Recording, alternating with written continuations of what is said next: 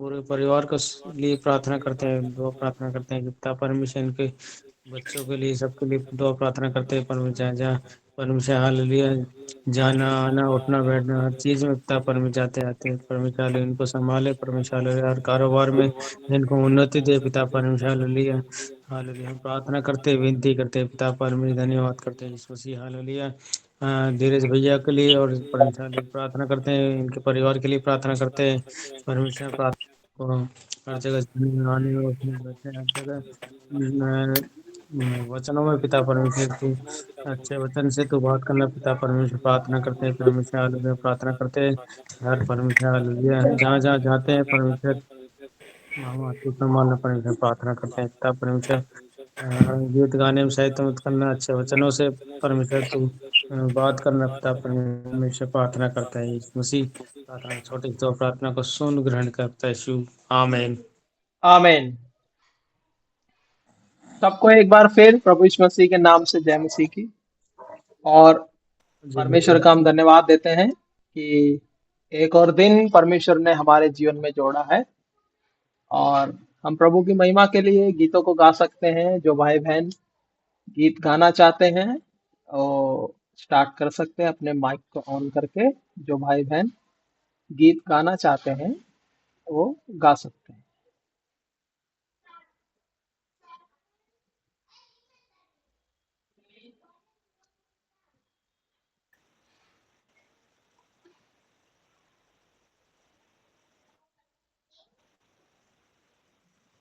जय मसीह सबको। जय जय मसीह की। प्रभु के अनुग्रह से जुड़ने पाया हूँ, एक तो गीत गाना चाहता हूँ। ठीक है। सियोन के गीत से सॉन्ग नंबर 126, 126 नंबर गीत।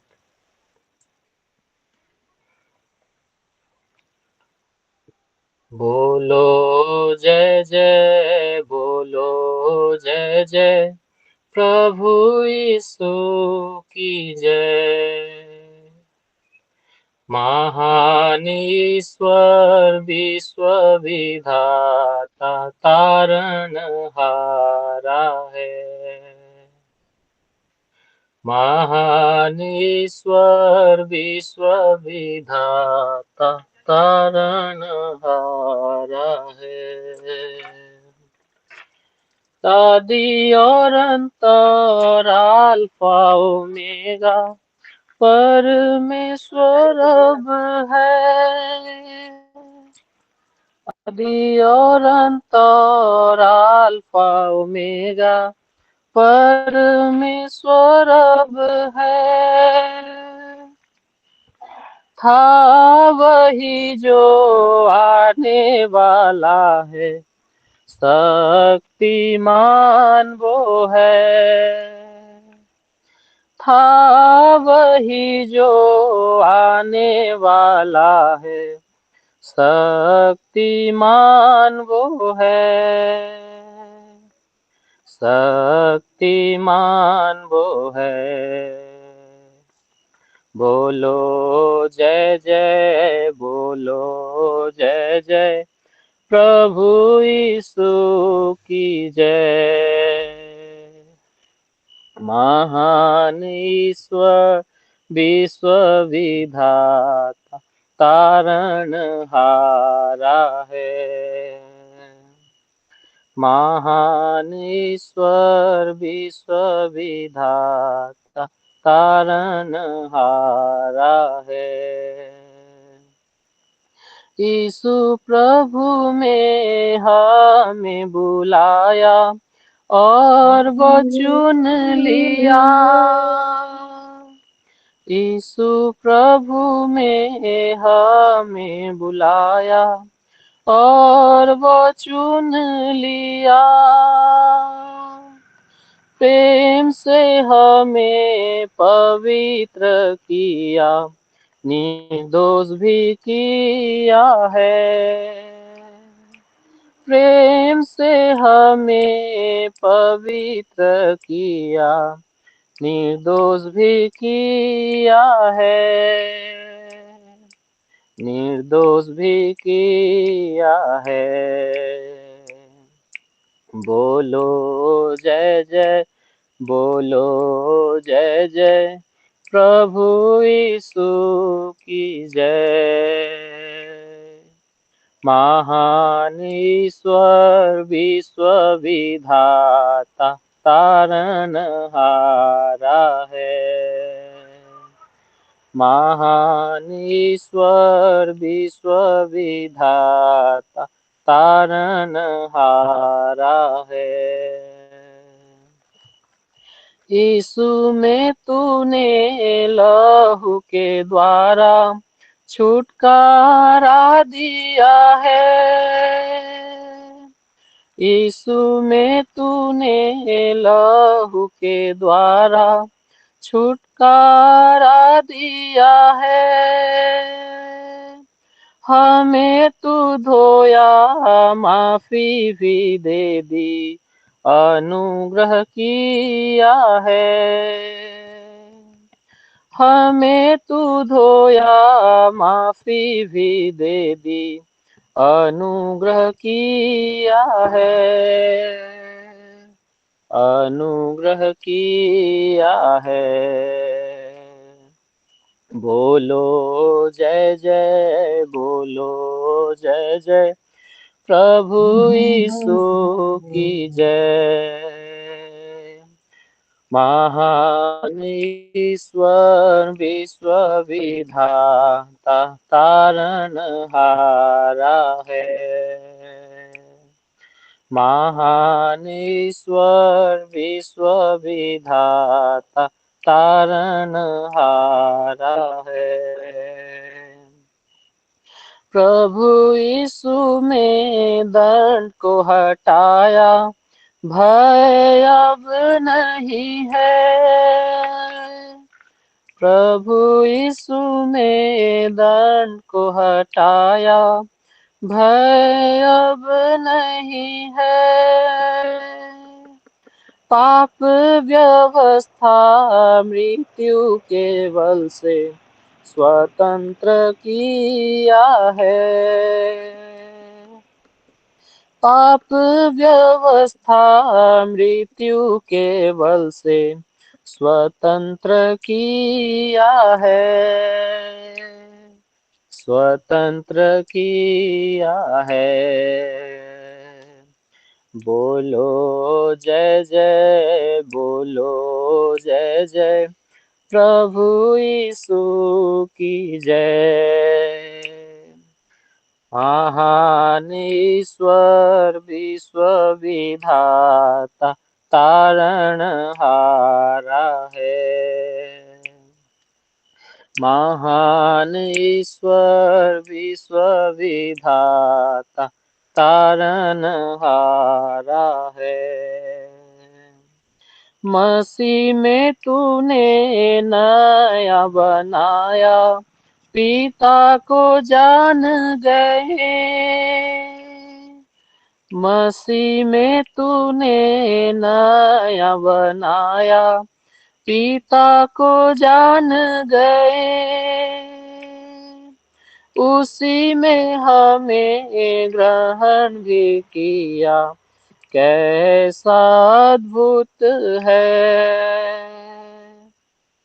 उसी में हमें ग्रहण भी किया, कैसा अद्भुत है। कैसा अद्भुत है। बोलो जय जय, बोलो जय जय, प्रभु यीशु की जय। महान ईश्वर विश्व विधाता तारनहारा है। महान ईश्वर विश्व विधाता तारनहारा है। उसी में आत्मा की छाप लगी है, मीरास का बयाना है। उसी में आत्मा की छाप लगी है, मीरास का बयाना है, मन की आँखों ज्योतिर्मय हुई, अद्भुत आशा है। मन की आंखें ज्योतिर्मय हुई, अद्भुत आशा है, अद्भुत आशा है। बोलो जय जय, बोलो जय जय, प्रभु यीशु की जय। महान ईश्वर विश्व विधाता, तारनहारा है। महान ईश्वर विश्व विधाता, तारनहारा है। प्रभु मसीह में मेरा संबने, अविनाशी जो है। प्रभु मसीह में मेरा संबने, अविनाशी जो है। संतों में उस मीरास की महिमा, धन जो बड़ा है। संतों में उस मीरास की महिमा, धन जो बड़ा है, धन जो बड़ा है। बोलो जय जय, बोलो जय जय, प्रभु यीशु की जय। महान ईश्वर विश्व विधाता, तारनहारा है। महान ईश्वर विश्व विधाता, तारनहारा है।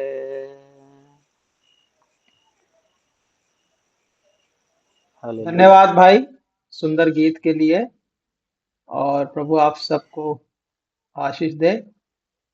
और कोई भाई बहन यदि प्रभु की महिमा के लिए गीत गाना चाहता है तो वो अपने माइक को जय ऑन मसीह। करके गा सकते हैं।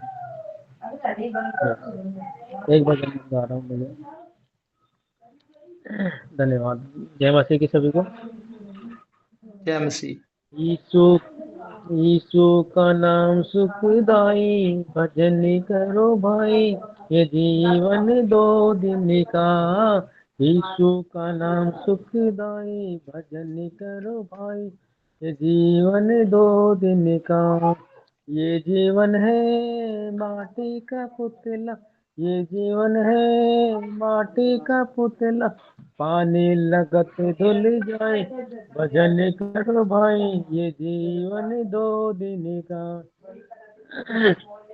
ये जीवन है चंदन की लकड़ी, ये जीवन है चंदन की लकड़ी, आग लगत जल जाए, भजन करो जीवन दो दिन का। यीशु का नाम सुखदाई, भजन करो भाई, ये जीवन दो दिन का। ये जीवन है घास का तिनका, ये जीवन है घास का तिनका, धूप लगत मुरझाए, भजन करो भाई, ये जीवन दो दिन का। ये जी ये जीवन है दो दिन का, यीशु का नाम सुखदाई, भजन करो भाई, ये जीवन दो दिन का। ये जीवन है कागज की पुड़िया, ये जीवन है कागज की पुड़िया, हवा चलत उड़ जाए, भजन करो भाई, ये जीवन दो दिन का। यीशु का नाम सुखदाई, भजन करो भाई, ये जीवन दो दिन का। धन्यवाद यीशु। जय मसीह। धन्यवाद गीत के लिए। और कोई भी गीत गाना चाहता है उन्हें मौका है गीत गाने का। एक और गीत यदि और कोई गाना चाहता है तो गा सकते हैं।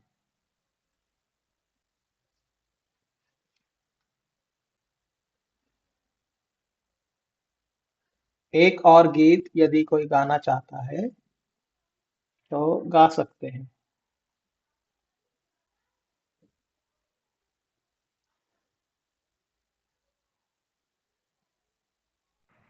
जय मसीह भाई। जय मसीह की। ठीक है, मैं भी प्रभु की महिमा के लिए एक गीत गाता हूँ। गीत तो लंबा है लेकिन छोटा, 2 ही लाइन गाएंगे ताकि प्रभु की वचन सुनने में कोई दिक्कत हम लोगों का ना हो। चलिए। देखिया के न करूं तेरी। यशायाह नबी की किताब 31 अध्याय और उसका 1 वचन से लेके 9 वचन तक कोई भी जन पढ़ सकता है।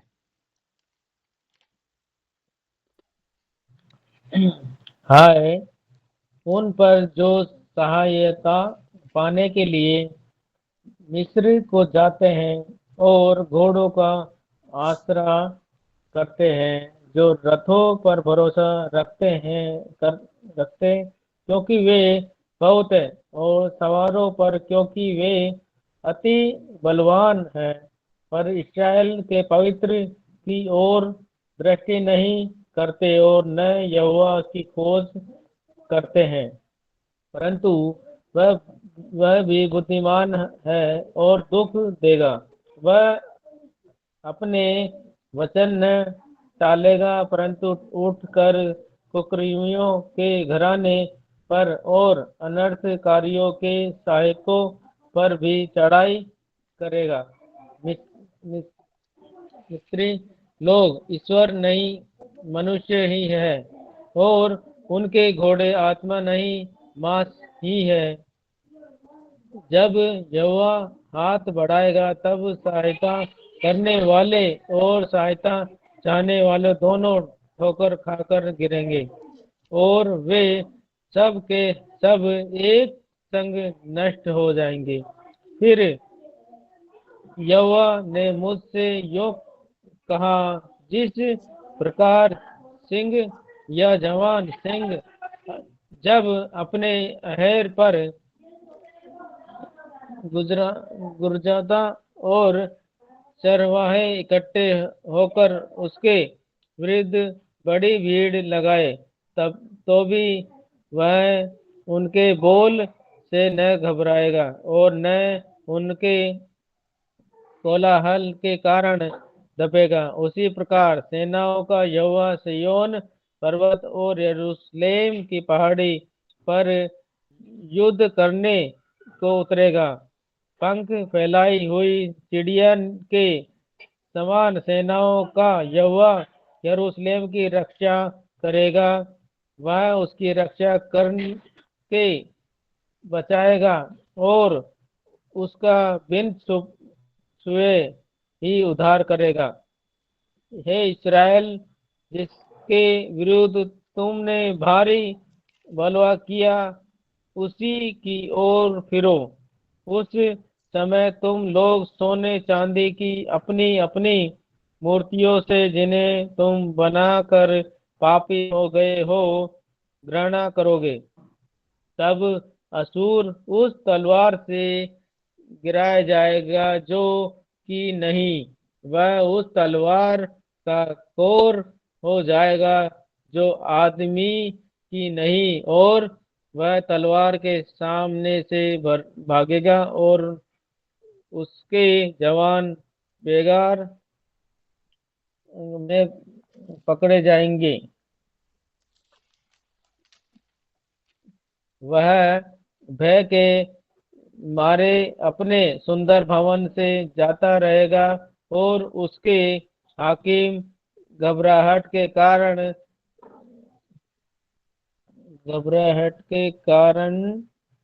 दौजा त्याग कर भाग जाएंगे। यहोवा जिसकी अग्नि सिय्योन में और जिसका भट्टा यरूशलेम में है, उसी की यह वाणी है। आमीन। प्रभु पढ़े गए वचन पर आशीष दे। और हम लोग पिछले दिनों से आज तक इस बात को अध्ययन करते आए हैं कि परमेश्वर हमेशा के लिए हमें ऊंचे स्थान पर रखता है। और आत्मिक जीवन की ऊंचाई में हम कहाँ पहुंचे हैं, इस बात का अनुमान लगाने के लिए हम इस अध्ययन को कर रहे हैं।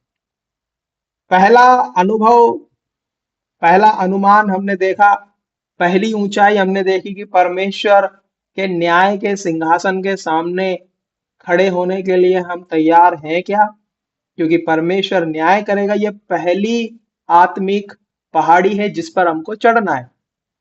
दूसरी आत्मिक पहाड़ी हमने देखी थी कि मृत्यु के ऊपर हमने विजय पाई है क्या। अब बहुत सारे सवाल इस बात को लेके होते हैं कि मरना तो सबको है, लेकिन कौन सी मृत्यु। बाइबल दूसरी मृत्यु के ऊपर हमें जीत हासिल करने के लिए बात करती है। तो क्या हमने दूसरी मृत्यु पर जीत हासिल करी है। तीसरा अनुभव पहाड़ी का हमने देखा था कि क्या हमने अनंत काल की शांति पाई है। यदि हमने अनंत काल की शांति पाई है तो हम दूसरों को शांति दे सकते हैं, दूसरों को सांत्वना दे सकते हैं। इस आत्मिक ऊंचाई पर हम पहुंचे हैं क्या। चौथी आत्मिक पहाड़ी हमने ये देखी थी कि क्या हमें निश्चय है कि हमारा उद्धार हुआ है। हमें निश्चय है कि हमारे पाप क्षमा किए गए। ये इस ऊंचाई पर हमें आने की जरूरत है। पांचवी ऊंचाई हमने देखी थी कि परमेश्वर हमारा सलाहकार है क्या। छठे नंबर की ऊंचाई, छठे नंबर की पहाड़ी जिस पर हमें चढ़ना है, वो पहाड़ी है कि क्या परमेश्वर हमारा शिक्षक है। और सातवें नंबर की पहाड़ी हमने देखी थी, इस आत्मिक ऊंचाई को हमने देखा था कि क्या परमेश्वर हमारा अगुआ है। और आज हम आठवें नंबर की ऊंचाई को देख रहे हैं कि क्या परमेश्वर हमको बचाता है। अब आप बोलोगे ऐसा कैसे, परमेश्वर तो बचाता ही है, हर एक खतरे से बचा रहा है।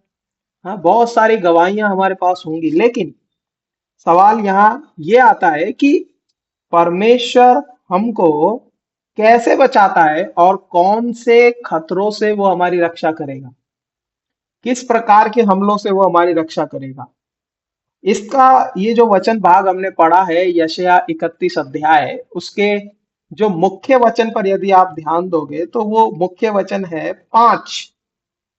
5 वचन को कोई भाई या बहन दोबारा से पढ़े। यशायाह 31 अध्याय उसका 5वां वचन पढ़िए कोई जन, जिसके पास बाइबल है वो पढ़ सकते हैं। यशायाह 31 अध्याय उसका 5 वचन। संग फैलाई हुई चिड़ियों के समान सेनाओं का यहोवा यरूशलेम की रक्षा करेगा। वह उसकी रक्षा करके बचाएगा और उसका बिन छुए ही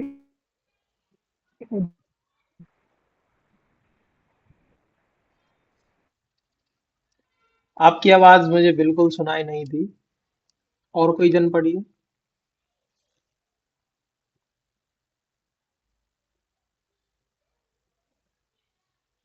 और कोई पढ़िए, क्योंकि भाई जनक की आवाज मुझे बिल्कुल भी सुनाई नहीं दी है, आवाज कट रही है।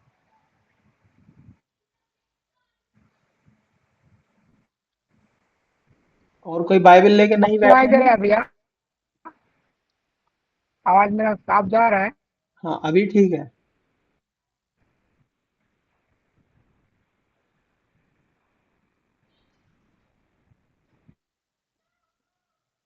कोई भी बाइबल लेके नहीं बैठा है।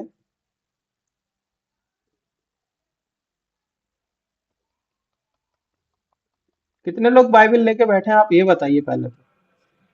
लाई हुई ओडिया बाइबल है। ओडिया बाइबल है ब्रदर, इसीलिए मैं यहोवा पढ़ रहा हूँ। कोई भी भाषा है, यरूशलेम आप की उसको पढ़ सकते हो, कोई भी भाषा, किसी भी भाषा में। हाँ हाँ, ठीक है रक्षा ब्रदर। करके बचाएगा और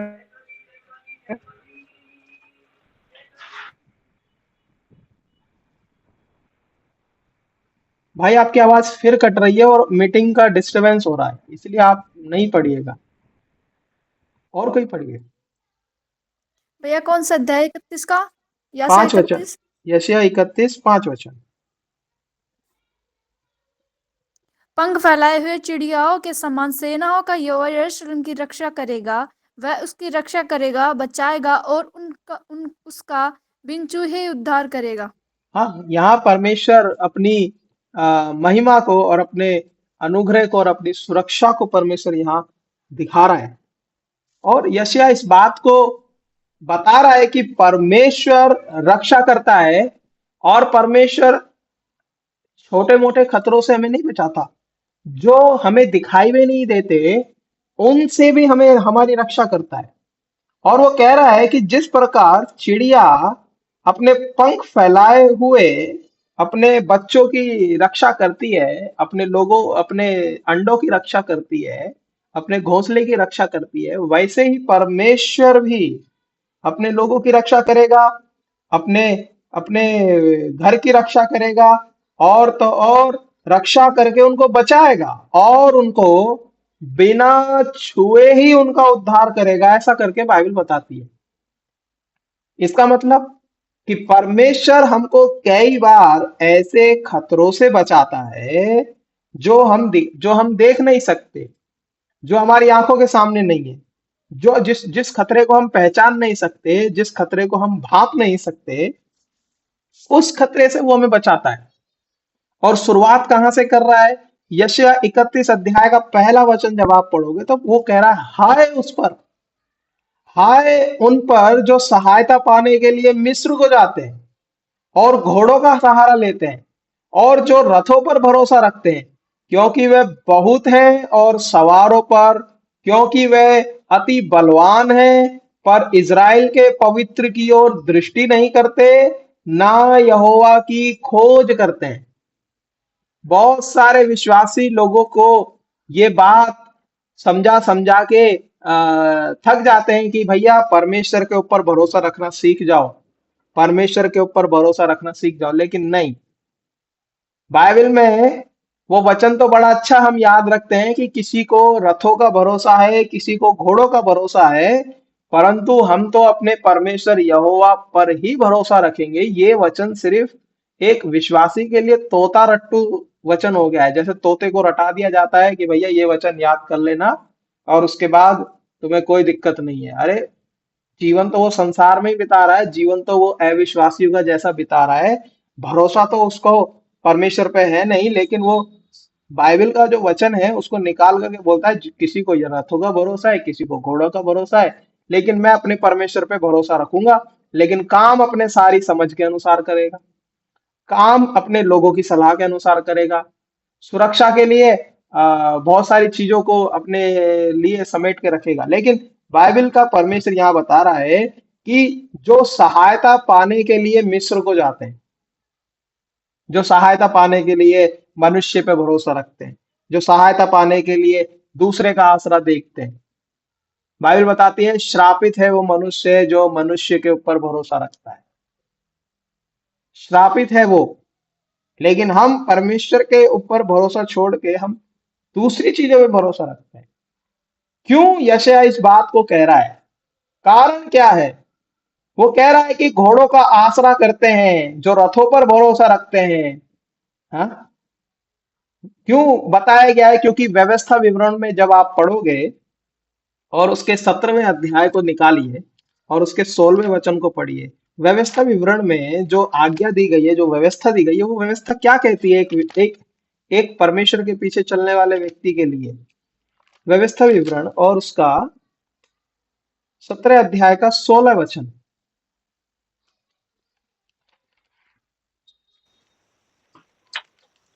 मात्रों से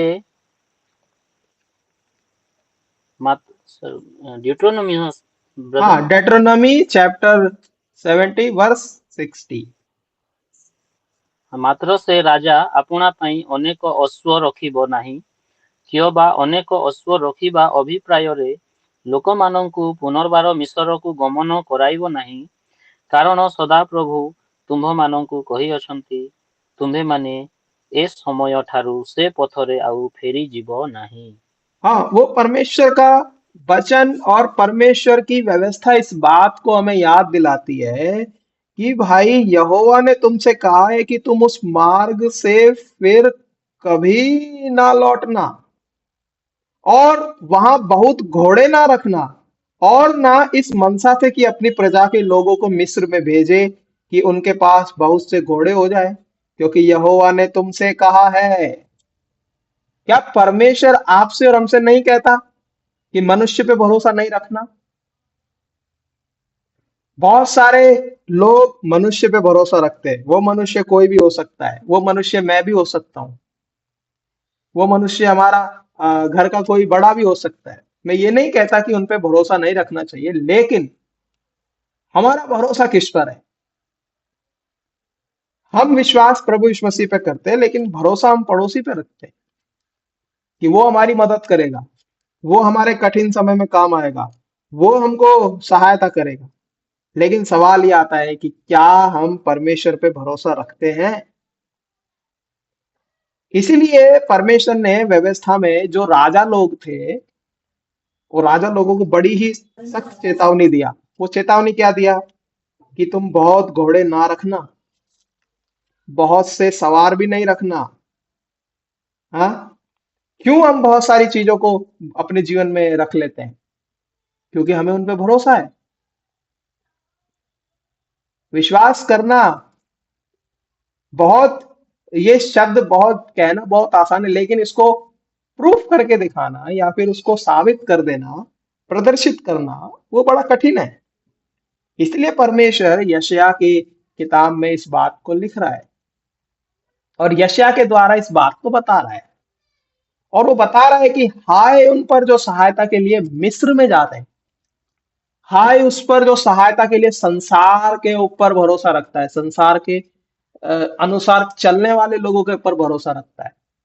बाइबल में आत्मिक जीवन में मिस्र का मतलब है संसार, और लिखा है हाय उस पर। और इंग्लिश बाइबल में बड़ा अच्छा लिखा है,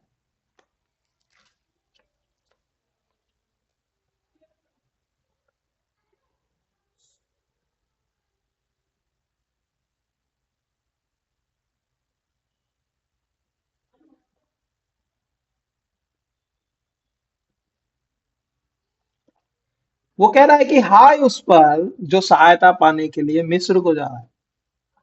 हम में से कितने लोग हैं, हम में से कितने लोग प्रभु यीशु मसीह पे विश्वास करते हैं, हम में से कितने लोग परमेश्वर का वचन पढ़ते हैं, लेकिन हमारा भरोसा किस पे है?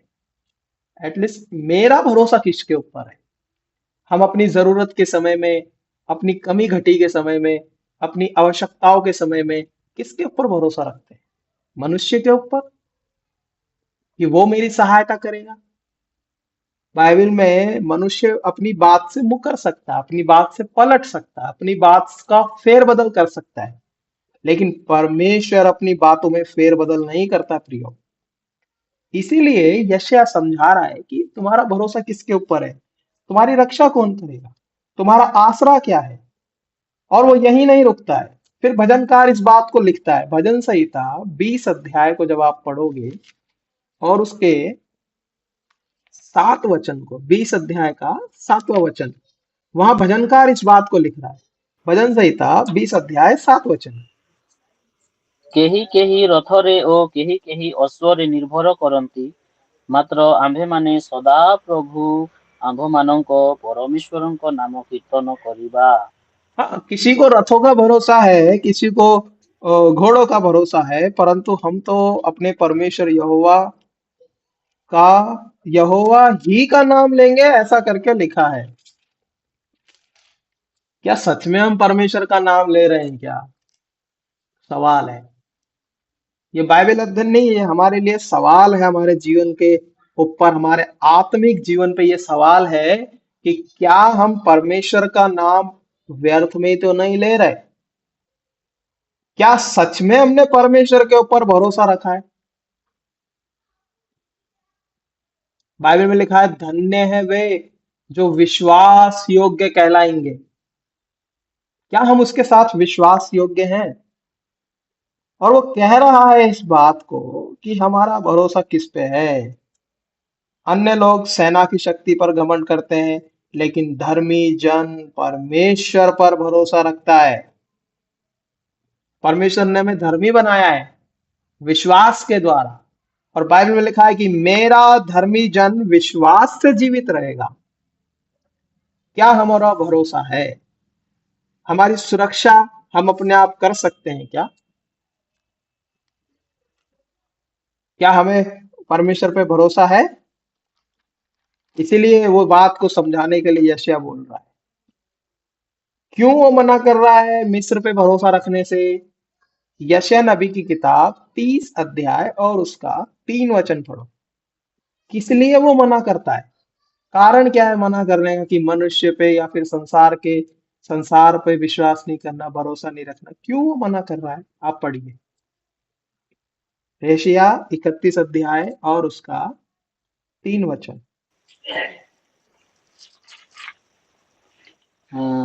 ମିଶ୍ରୀୟମାନେ ମନୁଷ୍ୟ ମାତ୍ର, ପରମେଶ୍ୱର ନୁହନ୍ତି, ଓ ସେମାନଙ୍କ ଅଶ୍ୱଗଣ ମାଂସ ମାତ୍ର, ଆତ୍ମା ନୁହନ୍ତି। ପୁଣି ସଦାପ୍ରଭୁ ଆପଣା ହସ୍ତ ବିସ୍ତାର କଲେ ସହାୟକାରୀ ଝୁଣ୍ଟି ପଡ଼ିବ ଓ ସହାୟ ପ୍ରାପ୍ତ ପଡ଼ିଯିବ। ପୁଣି ଦୁହେଁ ଏକତ୍ର ବିନଷ୍ଟ ହେବେ। वो कह रहा है कि मिस्र के लोग जो हैं वो ईश्वर नहीं है, है ना। बहुत सारे लोग सोचते हैं यदि हम काम नहीं करेंगे तो खाएंगे क्या? हकीकत है। इसलिए बाइबल में लिखा है कि परमेश्वर आकाश के पक्षियों को भी खिलाता है। उनका भरोसा उनके काम पर है, उनका भरोसा उनकी ताकत पर है, उनका भरोसा उनके बुद्धि पर है, उनका भरोसा उनके हाथ की कारीगरी पर है। कि वो सोचते हैं कि यदि हम ऐसा नहीं करेंगे तो ऐसा हो जाएगा, वैसा नहीं करेंगे तो वैसा हो जाएगा। लेकिन भरोसे की जब बात आती है, जब विश्वास योग्यता की बात आती है, तो परमेश्वर का दास यशायाह इस बात को बोलता है कि मिस्र के लोग ईश्वर नहीं है। और लिखा है कि मनुष्य ही है वो लोग, और लिखा है वो मनुष्य ही हैं, और घोड़ों में आत्मा नहीं मांस ही है। तो कैसे आपके दुख को समझ पाएगा? बहुत सारे लोग जानवरों को महत्व देते हैं, ये जानवर मेरी रक्षा करेगा, उसको वर्शिप करते हैं, आराधना करते हैं।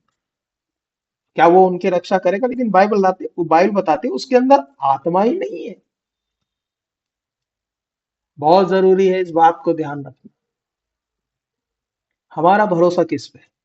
हमारी सुरक्षा किसके हाथ में है? बाइबल में लिखा है कि इजराइल का रक्षक कभी नहीं ऊँघता और कभी नहीं सोता है। लेकिन क्या हमें उस पे भरोसा है?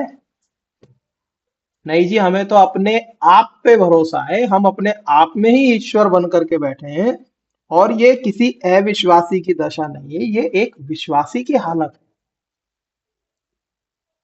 इसीलिए विश्वास में क्या हम परमेश्वर के ऊपर आधारित हैं?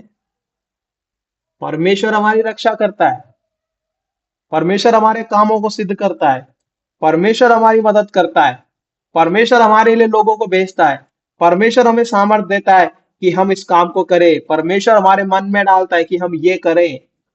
लेकिन हम ढिंडोरा किस बात का पीटते हैं? फलाने व्यक्ति ने फलाने समय में फलानी चीज से मेरी मदद करी,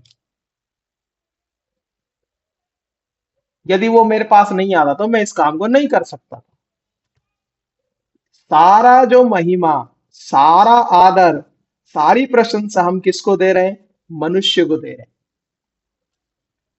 थोड़ी देर बाद में आप लोग बात करोगे, धीरज भाई बड़ी अच्छी बाइबल स्टडी लेते हैं, लेकिन वो अच्छी नहीं है, वो परमेश्वर का वचन है इसीलिए अच्छा है। इसी बात को हम ध्यान रखना है। क्या परमेश्वर हमारा सहायक है? और इसमें एक बात और लिखी है, जब यहोवा हाथ बढ़ाएगा तब सहायता करने वाले और सहायता चाहने वाले दोनों ठोकर खाकर गिरेंगे, तब वे सब के सब एक संग नष्ट हो जाएंगे। क्यों? क्योंकि परमेश्वर अपनी महिमा किसी दूसरे को नहीं देता है। परमेश्वर हमारा रक्षक है, इस बात को ध्यान रखना। इसीलिए पौलुस प्रेरित ने इस बात को बड़ी ही सफाई के साथ बोला है। दूसरा थिस्सलुनीकियों दूसरा अध्याय और उसके 4 वचन को पढ़ेंगे। दूसरा थिस्सलुनीकियों दूसरा अध्याय और उसका 4 वचन। कोई भी जन जिसको मिला है वो पढ़ सकता है।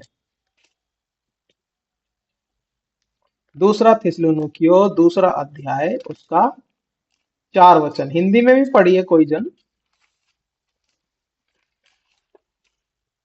कोमल पढ़ो हिंदी में। दूसरा थिस्सलुनीकियों दूसरा अध्याय 4 वचन। हम्म, जो विरोध करता है और हर एक से जो ईश्वर का पूज्य कहलाता है अपने आप को बड़ा ठहराता है, यहाँ तक कि वह परमेश्वर के मंदिर में बैठकर अपने आप को ईश्वर ठहराता है। हाँ, वो अपने आप को ईश्वर ठहरा रहा है वो व्यक्ति। इसीलिए एक बात को मैंने अपने जीवन में रखा है कि कोई बोलता है यार तुम तो बड़े आदमी बन गए, आजकल तो तुम बात ही नहीं करते, आजकल तो तुम्हारे पास टाइम ही नहीं। अरे मैं बड़ा नहीं हूं, जो परमेश्वर मेरे को लेकर के चल रहा है उसने मुझे बड़ा बनाया है, उसने मुझे ठहराया है, उसने मुझे बिजी किया है, उसने मुझे ये काम सौंपा है, उसकी महिमा के लिए मैं ये कर रहा हूं कि भाई ये धीरज भाई ऐसा करेगा या फिर फलाना भाई ऐसा करेगा, वो नहीं है, लेकिन परमेश्वर की महिमा के लिए। लेकिन यहाँ थिस्सलुनीकियों क्या बोल रहा है? जो विरोध करता है वो हर एक से जो परमेश्वर या पूज्य कहलाता है अपने आप को बड़ा ठहराता है, यहां तक कि वो परमेश्वर के मंदिर में बैठकर अपने आप को परमेश्वर प्रकट कर रहा है। ये बहुत गलत चीज है। हम सब कलीसियाओं में जाते हैं, हम सब लोग आराधना करते हैं, हम सब लोग वचन पढ़ने वाले लोग हैं, हम सब लोग, हमारा भाई क्या नाम है, लोबाराम भाई सेवा करते हैं, जनक भाई भी हैं, पीटर भाई भी है, बहुत सारे हम भाई बहन लोग हैं। क्या हमारे द्वारा परमेश्वर प्रकट हो रहा है या फिर हम ही परमेश्वर बन के बैठे? इसलिए बोला गया है हाय उस पर, हाय उस पर। बहुत जरूरी है इस बात को समझना कि हम मनुष्य ही हैं, हम ईश्वर नहीं हो सकते।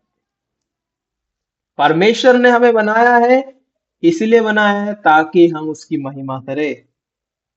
और हमें कुछ योग्यता नहीं है, हम एक दिन नष्ट हो जाएंगे, एक दिन राख हो जाएंगे, एक दिन मिट जाएंगे, तो वो महिमा किसको देंगे? वो महिमा किसकी रहेगी? हाँ, इसलिए बहुत जरूरी है कि हम जो महिमा परमेश्वर को देना है वो परमेश्वर को देना। परमेश्वर हमारे रक्षा कर रहा है, परमेश्वर हमें खिला रहा है, परमेश्वर हमें चला रहा है, परमेश्वर हमें उठा रहा है, बैठा रहा है, सब कर रहा है। उसके हम कहते तो हैं कि उसके बिना हम कुछ नहीं करते, लेकिन वास्तव यदि हकीकत देखी जाए तो उसके बिना हम सब कुछ कर रहे हैं।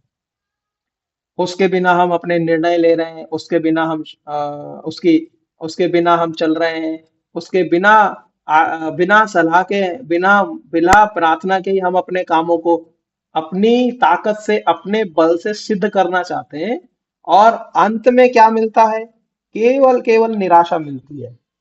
क्यों? क्योंकि हम अपने आप को उसके तुल्य ठहरा रहे हैं। लेकिन परमेश्वर ऐसा नहीं कहता। परमेश्वर कहता है जो महिमा मेरी है वो मैं किसी दूसरे को नहीं दूंगा, जो आदर मेरा है वो मैं किसी दूसरे को नहीं दूंगा, जो सिंहासन मेरा है मैं किसी दूसरे को नहीं दूंगा। और यहाँ पर मूसा की व्यवस्था में जो बताया गया है उसी के अनुसार वो कह रहा है कि घोड़ों पर भरोसा करना मना है, रथों पर भरोसा करना मना है, मिस्र में जाना मना है। मिस्र का मतलब संसार की ओर मुड़ना मना है। क्या हम आज भी संसार की ओर मुड़ के उस पर भरोसा रख रहे हैं विश्वास में आने के बाद भी? हाँ, हकीकत यह है कि परमेश्वर की जो प्रतिज्ञाएं हैं वो कभी खाली नहीं जाती हैं। इस बात का आप ध्यान रखना। परमेश्वर अपनी प्रतिज्ञाओं को पूरा करता है। चाहे हम 100 साल के भी हो जाएंगे ना, तो भी वो अपनी प्रतिज्ञा के अनुसार हमें चलाएगा, यदि उसने हमारे लिए प्रतिज्ञा दी है तो। यदि हमें उसकी प्रतिज्ञाओं पर, उसके वचन पर भरोसा है तो, वरना नहीं चलाएगा। हमारे जो प्रतिज्ञाओं पे विश्वास नहीं करता, बाइबल उसके लिए मात्र एक किताब है और कुछ नहीं है। मात्र उसके लिए एक धर्म ग्रंथ है बस।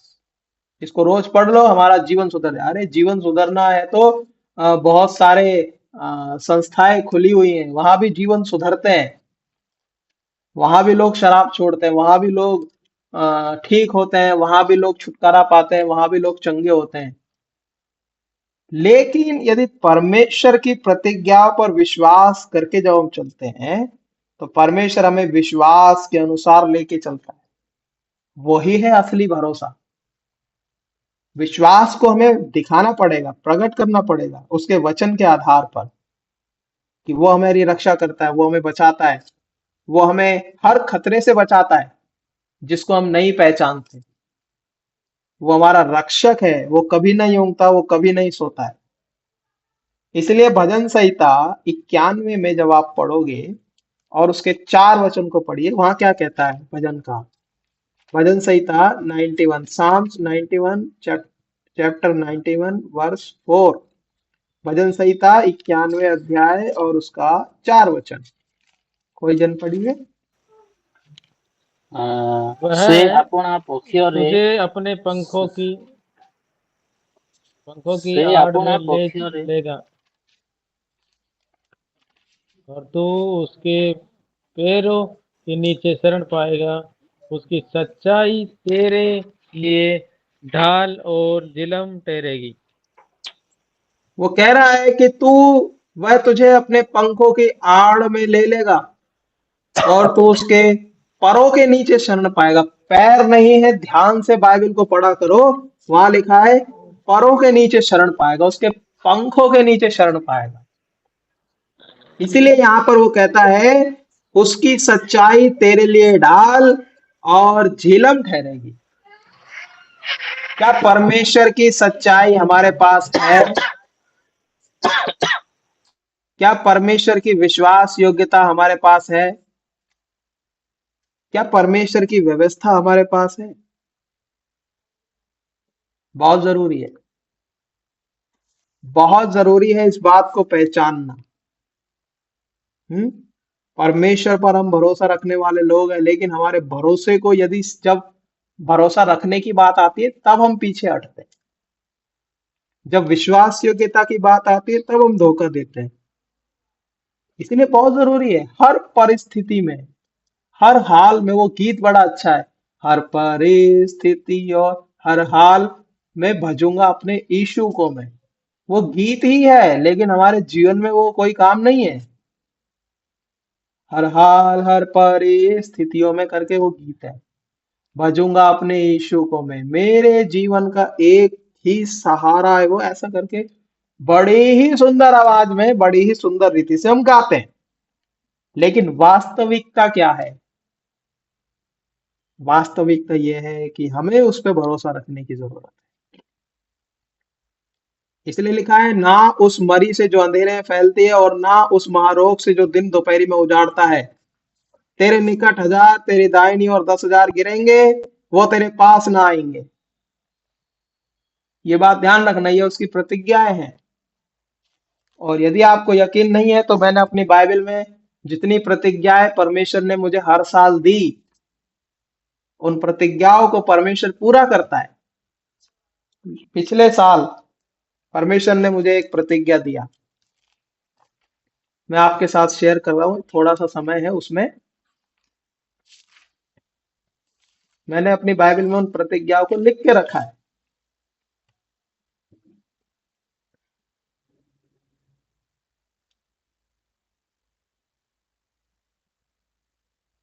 भजन संहिता 147 और उसका 14 वचन, कोई जन पढ़िए।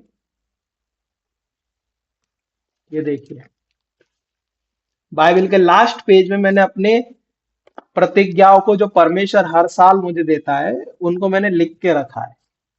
और उन्हीं प्रतिज्ञाओं को मैं अपनी प्रार्थना में याद करता हूँ कि प्रभु जी आपने प्रतिज्ञा दिया है। पढ़िए भजन संहिता 147। वह तेरी सीमा में शांति देता है और तुझको उत्तम से उत्तम गेहूं से तृप्त करता है।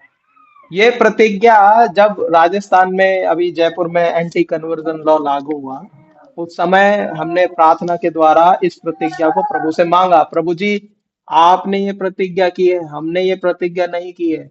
आपने अपने वचन में कहा है कि तेरी सीमा में शांति होगी, तेरे दायरे के अंदर शांति होगी, और वो परमेश्वर प्रतिज्ञा को पूरा कर रहा है। वचन कहता है कि तेरे दाईं ओर 10,000, तेरे बाईं ओर 1,000 ऐसा करके गिरेंगे, निश्चय जल की बाढ़ भी यदि आएगी तो वो तेरे तक नहीं पहुंचेगी। क्या ऐसा विश्वास, क्या ऐसी विश्वास योग्यता लेकर के हम परमेश्वर के साथ चल रहे हैं? और हम बात बड़ी बड़ी करते हैं, नहीं जी हम तो बहुत पक्के विश्वास हैं। कैसे विश्वास है? हमारा भरोसा तो डगमगा रहा है और हम लोग उसकी प्रतिज्ञाओं पर भरोसा नहीं रख पा रहे हैं। क्यों? क्योंकि संसार में और हमारे आसपास जो हो रहा है उसके कारण हम डरे हुए हैं। परमेश्वर ने हमें अपनी प्रतिज्ञाएं दी हैं, उन प्रतिज्ञाओं पर हमें भरोसा रखना है। उन प्रतिज्ञाओं के अनुसार वो हमारी सुरक्षा करेगा। और उसने कहा है कि मैं इज़राइल का रक्षक कभी नहीं ऊंघता, कभी नहीं सोऊंगा। उसने लिखा है। क्या हमें इस बात पे विश्वास है? तेरे सिवानों में शांति देता है और तुझको उत्तम से उत्तम गेहूं से तृप्त करता है। यहां परमेश्वर सुरक्षा ही नहीं दे रहा है, परंतु हमारा पालन पोषण भी करेगा। और यही चीज यशायाह समझाना चाहता है। उसको हम दोबारा से पढ़ लेंगे। मेरे पास 3 मिनट और है अभी। यशायाह 31 अध्याय और उसका 5 वचन दोबारा से पढ़ेंगे।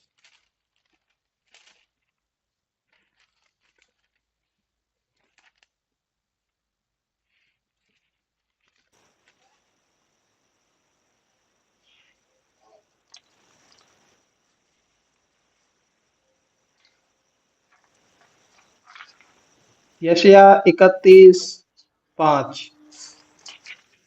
पंख फैलाए हुए चिड़ियों के समान सेनाओं का यहोवा यरूशलेम की रक्षा करेगा। वह उसकी रक्षा करे करके बचाएगा और उसका बिन छुए ही उद्धार करेगा। हाँ, वो कह रहा है कि सेनाओं का यहोवा यरूशलेम की रक्षा करेगा। यरूशलेम का मतलब है परमेश्वर का घर, परमेश्वर की कलीसिया, परमेश्वर जहां मिलता है वो जगह। क्या हम वहां हैं? क्या हम वहां पाए जाते हैं? वहां रक्षा कर रहा है। वो उनकी रक्षा करके बचाएगा और उनको बिन छुए ही उद्धार कर देगा। कितनी अच्छी और सच्ची प्रतिज्ञा है ये आपके और मेरे लिए, कि वो हमको अनदेखे खतरों से भी वो हमारी रक्षा कर रहा है। जैसे पक्षी अपने बच्चों की पंख फैलाकर उनके चारों ओर मंडरा करके उनकी रक्षा करता है, वो रक्षा ही नहीं कर रहा है परंतु उनका पालन पोषण भी कर रहा है। उनको समय समय पर खिला रहा है, पिला रहा है, उनको ढाढ़स बंधा रहा है, उनको हिम्मत दे रहा है। जब हम परीक्षा में पढ़ते हैं, जब हम समस्याओं में पढ़ते हैं, जब हम कलेशों में पढ़ते हैं, तब हम बड़े दुखी होते हैं। क्योंकि बाइबल में लिखा है कि हे भाइयों, जब तुम नाना प्रकार की परीक्षाओं में पढ़ो तो रोने और पीटने लग जाओ। पढ़ो। हम क्या करते हैं? आ,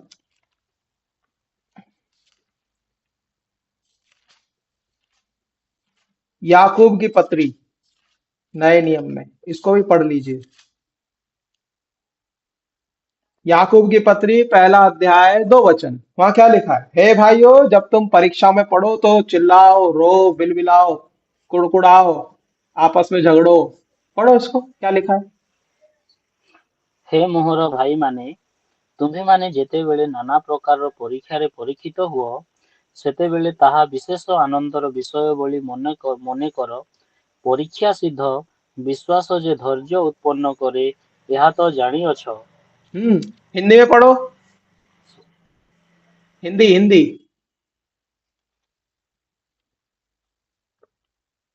जल्दी पढ़िए हिंदी में। याकूब 1 अध्याय 2 वचन।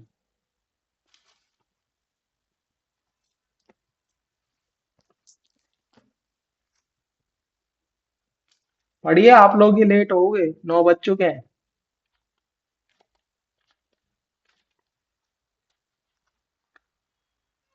ये याकूब कौन सा वचन है? याकूब 1 अध्याय 2 वचन।